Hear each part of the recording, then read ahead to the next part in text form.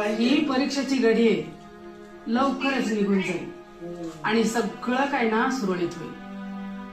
पण जर ह्या परिस्थितीत तुम्ही वेगळा झालात तर मात्र तुम्ही पुन्हा कधीच एकत्र येऊ शकणार नाही, एवढं लक्षात ठेवा. पोरी, तुझं हक्काचं मंगळसूत्र तुला मिळालंय. तू त्या मंगळसूत्राला जप. तूच त्याची शक्ती आहेस, त्याचा रक्षक कवच आहेस. त्याला ढासळू देऊ नकोस, नाहीतर कायमच गमवून बसतील.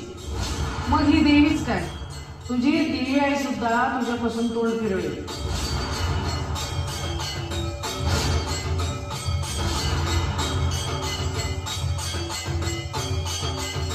सौभाग्यवती भव.